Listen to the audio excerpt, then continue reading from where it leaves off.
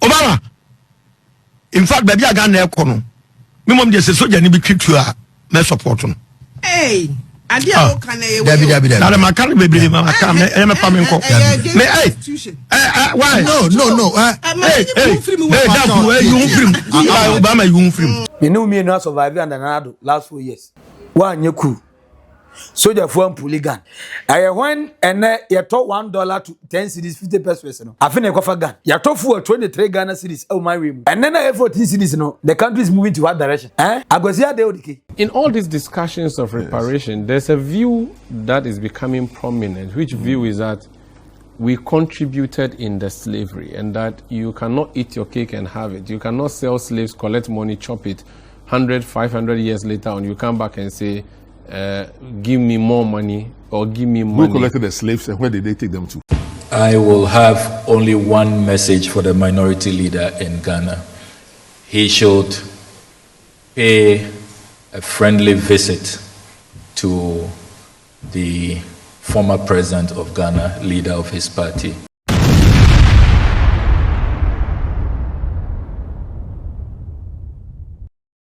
Hey, Edi Ababawe Omoncheno. Akwasi Ade Odike. Osi Opeku of Ghana. The same Ghana na John Dramani Mahama. Enya fans our Nigeria, Zambia, South Africa, Nigeria, even USA, Singapore, China, South Korea. Obiabo John Dramani Mahama Basono. This man is saying Ghana is doing worst. Or see a situation is so bad, terrible. Looking at the direction Ghana is heading towards, I will support any soldier who puts a gun to start a coup d'etat. Obama. In fact, baby, I got no econo. Me mom just so jani be quick to her. Me support no. Hey, I dear Debbie. Now my car baby, my car, me family call. Me why? No. Obama, you film. Listen to me. Me see. Me pacho Angel FM ni Angel TV ha. Se obetwa san ya twesan, but ye nsoso de wo kan so. Masa. Yes, so Masa, listen to me. So jani twitu obegina na ti. Listen to me and listen. Hey, I read treason. I read treason. Me can't say me koyeku. Me can't say me koyeku. Oba support. Me sis obi ya, no be ya me Ghana finana. I'm about who about Ghana, one Ghana. You know mama nkwaku ba woman. So jani twitu obeka na ti. Me say, Debbie. Kesan na. Obama. Mesrew. Odike me pacho. Debbie kasa wate kasa wonso so. Wo say wo fidie ntime sa to na frame. Debbie u kan say just me force but wo the coup she utrim. Kesan. Masa, na me ba Obama mamuso asem. Nyam no na beta be program 56% of Ghanaians o mpeku. And then we can't watch them. We are hypocrite. Me hypocrite. Me no na yes program no. Me no na yes program no. Na me research no. Now that research ba na bekai. Say etiam na bekai. E ba ko research no. Ya kwache no. Wa me no ha. Na bekai no ha. Ye bekai de obi aye. Masa. Ba wo batwi wo ya sign. Wo da untima atwa. Me da se. Me me ho afim. I'm sorry to say me twa sama atwa and no case. The omane kono. You know me not survive under Nana last 4 years. One your coup. Soldier for Puligan. I went and you talk $1 to 10 cedis 50 pesos. Afenyo-Markin gun. You talk for 23 Ghana cedis. Oh my room. And then I 14 cedis. No, the country is moving to what direction? I go see the Odike.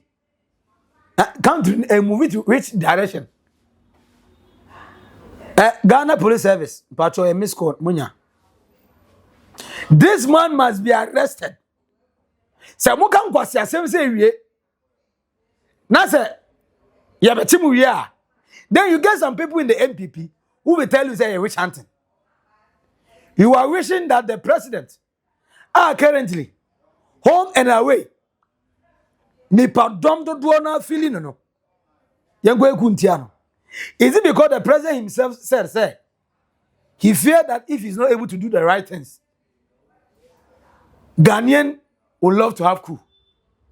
And now is it because under Nanado there was a finding say after some poll and a survey be a course say about 56% of Ghanaians would love to have coup. Currently, the president approval rate is 67%. More than enough to win him an election again. But Akwesia there Odike can kwasiasem. Say how looking at where the country is headed, if a soldier pull a gun, I'll support him. And say Munisa will pull a gun start. You don't need to be a soldier to start the coup. It is starting. Since you believe that the soldiers are also disturbed and they don't like the president, since you believe that Ghanaians are so angry against the president, and also that support you. Why? IGP Christian Tete you know Papa we onya some interrogation because me kite another time Oliver Bakavemo Eko make a statement say you soldier from the Jaman kwa de nanado man yomu enye kubia ye chi no yeti a market woman out ton tomatoes keke ogase man enkoyi onyaku obeye na market woman out ton tomatoes obetimo tutu ono kwa ye chi no. Anybody who criticizes the president or who says something against the president and central for ni ebu omo omo can say marry dey nkoye ni e chi omo. And this man is openly saying say soldier ni bi start ku a obepe minor direction ben eko. Maybe some of you know and I mean the minimum. I don't know if the Indians are giving me some money there and I mean my enjoy I mean feeling pesa. If indeed the country is going bad, tell me our comment section I say. Name of say a country name go anywhere bad bia. Dear ni emfanya sa politician yi. Akwesia de Odike. Yenya na den. Should we arrest this man or allow him to be? Even the MPP akose men na o hon MPP ni no esi we die. Enye a treason the way in himself. Sadiq Adams are no interview no as they be a friend is saying Angel FM at distance omo into on patch na chop an kwa hu gaga bi o here answer o patch. And you know say in free na kumam. So since he's so poised so obey cool ne dey mo ma yem wana preko na ye nkire no baby so order no ye cool no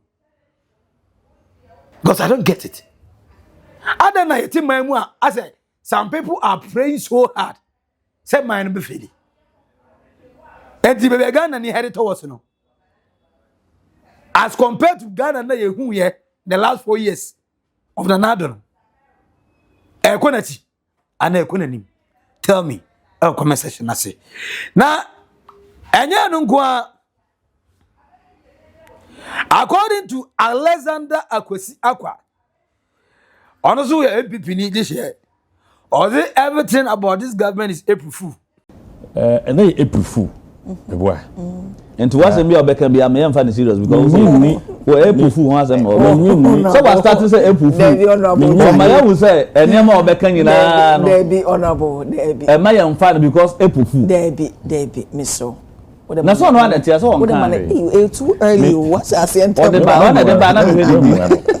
Me go sha kasa wo se enye April. Me nim ni say enye first April Fool no. Obi an se ba nya obi April Fool sa. First na ka man for ya. Wona wo dey ba. Na man for ya man for. E don need to man for refi. Because you start April Fool no. E wo aban bi obesi so. How? Aban niema wa ye nyina ye April Fool. April Fool dey say.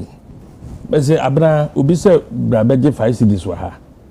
Obakodo bi enyo ze prefu mebua enti de he na ba o ba se mekani hina o say okay kabi bi hu de abane ka LGBTQ eprefu galam say eprefu mekan maka de galam say o ba la ka o so de o ma o be ka de o ba ke mu lokale so de o ba galam say o ba ni ka de ya na so na de ba handi galam say eprefu yeah, can I say fuel prices?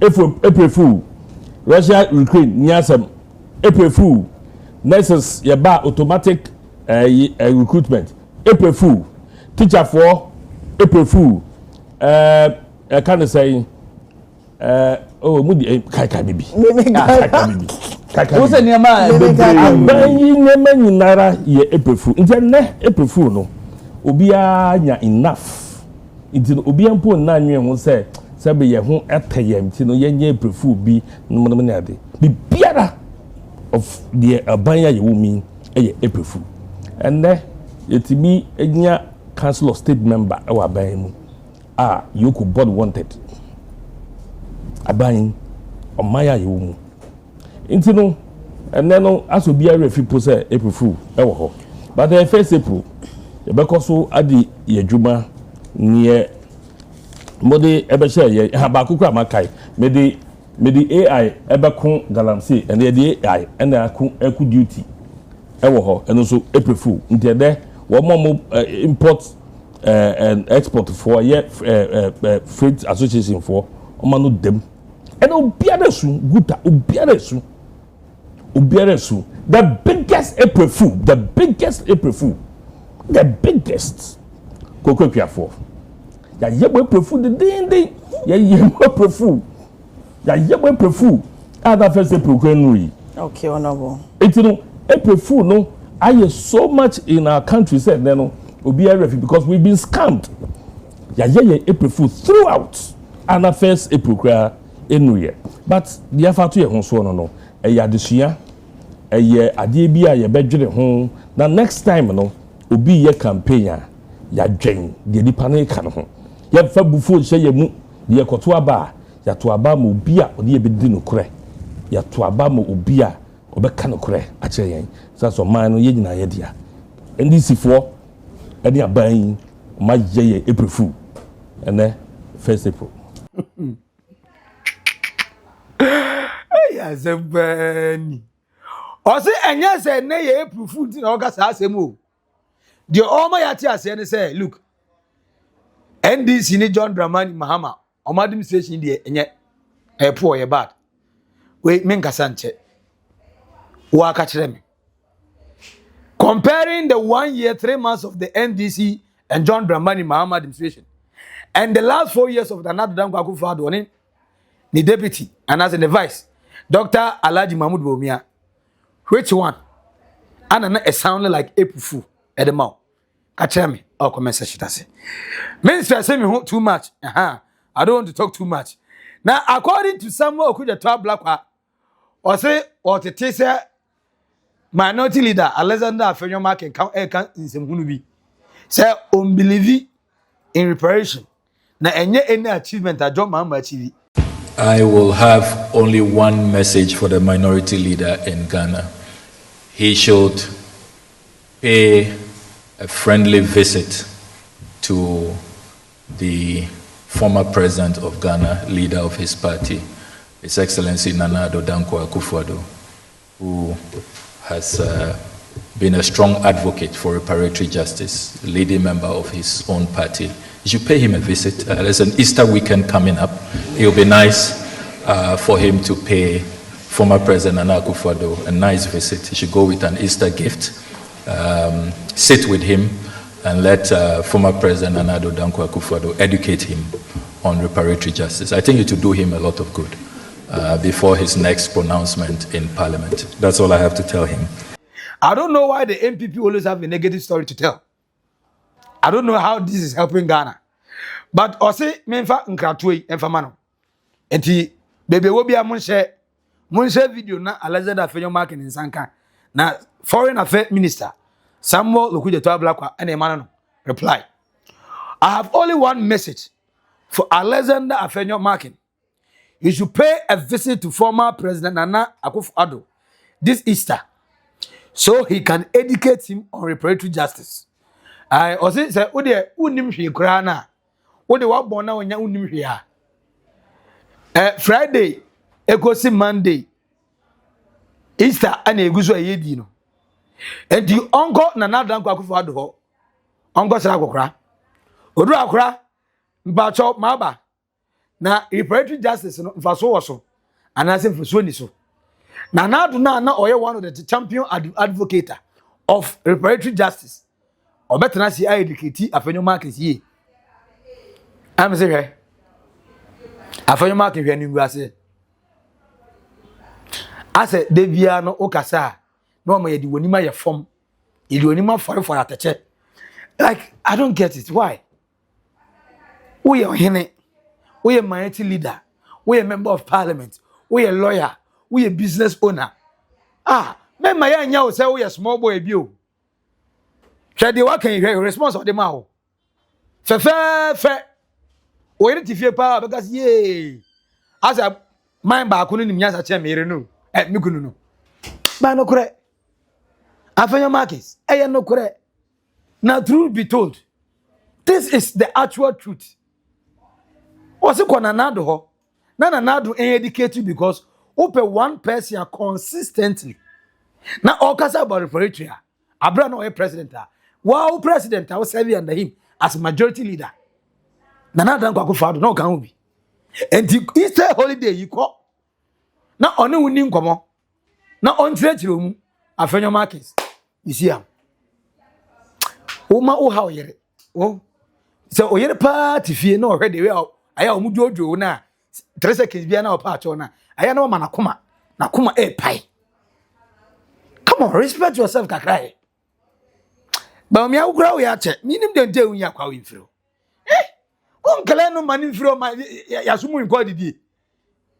Amanfo metima kan se binyansa sem wo ho. Da bia na Afenyo. Hey, yabre. Now, according to Dr. Spio-Garbrah, Ekwow Spio-Garbrah, na minim se ono so yamani bia wo you. President Nana Akufo ti man support Mahama sa. Papa no ana so far. Ope special envoy on reparation. Ono na John Dramani Mahama de na to ano.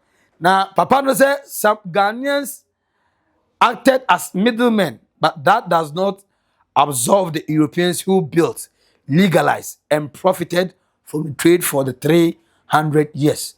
In all these discussions of reparation, there's a view that is becoming prominent, which view is that we contributed in the slavery and that you cannot eat your cake and have it. You cannot sell slaves, collect money, chop it. 100, 500 years later on, you come back and say, give me more money or give me money. Who collected the slaves and where did they take them to? No, and that we did the selling and that the Europeans, when they came and docked at the castle, we went into the hinterlands and they accused your ethnic group, the Fantis, that you were at the forefront using Cape Coast and Elmina Castle to sell people. And so you were even middlemen, you buy and sell. Sure. So why would we, after doing a barter trade which was legal at the time, come back and say, oh, pay us more? Right. So there'll be all such arguments. In fact, the foreign minister attended to many of these with your colleagues in the media at about 1:30 this afternoon in the foreign ministry, also at 12:30. So these kinds of arguments will continue all the time. And as I said, each country is different, each nation is different, each argument is different. But the general point as to what was the role of Africans in the slave trade or even in general slavery, because slavery was going on in many parts of Africa and in many parts of the world. Even Europeans have had themselves enslaved. Aside the Transatlantic slave trade. There was European slave trade or slavery among themselves. Somebody even, a Yugoslavian told me, why, do you know why my country is called Yugoslavia? I said, I'm not sure. I said, well, the word Slav is slaves at the time, whether the Yugoslavs were the ones being enslaved or somebody was enslaving them. That word apparently in their language involves the fact that some of them were enslaved at one point or the other. So there's been that experience. But complicity, when Galamsey people are being caught, even in Ghana, we look for the people who are actually doing the mad work, actually are once often arrested with shank funds and all that. And I think President Mahama and even former presidents have indicated that behind those small boys, there are big men all the way up the line. So rather than concentrate, while you may arrest them to get some information and evidence, eventually you must work your way up to the big guy sitting in a nice drug baron, airport residential, cantonments, wherever they live, or even overseas, who are financing this transaction. Similarly, the slave trade, there were big companies established like company registration. That says they to do slave trading. in London, registered, or Germany, registered, Dutch, Holland, registered. We are here to trade in slaves.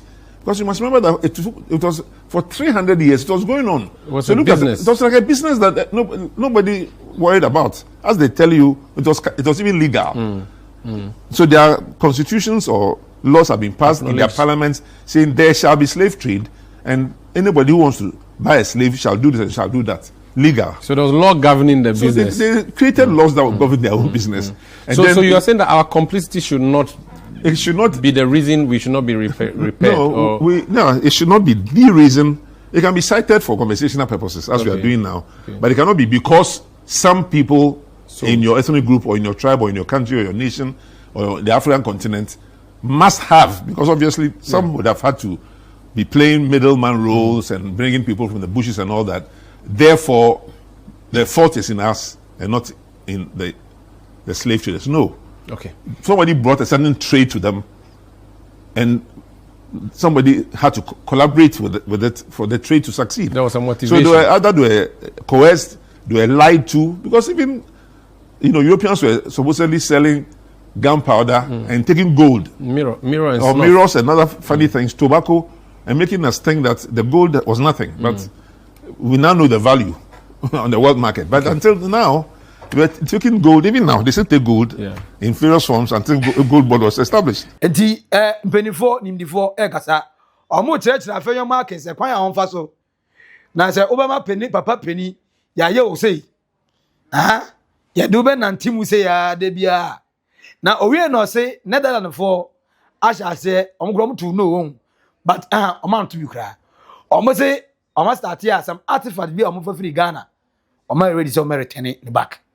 And Oma Afenyo-Markin ati say the first say Ghanaians participate and as a middlemen. Does not mean say abrofo na Europeans na omo ehso aye nananom e de ko ye tu bi gu zuo mu eni bi de da ye basa basa emema ni bi chese ebedu bebi no chese be ma no kwa ma no sore na ye bu omo te se mmoa no e force omo di omo ye enwuma no omo nya ho benefits the Europeans and Americans and the middlemen. And the young country Sanahino Afenyo-Markin. Now you don't go any. Now go on first to say the I call in a couple police, Oh, yeah, such a letter to police in the born the chest and can all your fit. Afenyo-Markin now in Trocha. At some point, you have been person one can answer, but they be on the wrong side of history. They be only for wrong reason. But Enjetremo Aba Okudzeto Ablakwa say Uncle Nanado Onya Mahama Nanado no hiano. Na Nanado indicating because Nanado ekojina the same forum, the same opportunity, the same podium, so I can the same thing about reparation. So time no a majority leader and ojitu no pay. And then I am Mahamantina only to na den. I'm saying I don't know. But according to Akwesi Ade Odike, or say direction na Ghana economy. Say soldier ni before two so be cool or be joining no. Na me busa direction then and Ghana echo. Yeah, who be last 4 years? Yeah, who works in the last 4 years of the MPP. But one kaku and then overcome. Now, according to Alexander Afenyo-Markin, as which say everything about this particular government, pufu. Sana ozujidi. Ana onumum, ana oye pufu. Amana ho. Kasheme. Our comment section say. Subscribe like na share ma unya enyabi ewe. Edino eba kope. Maxi Billian.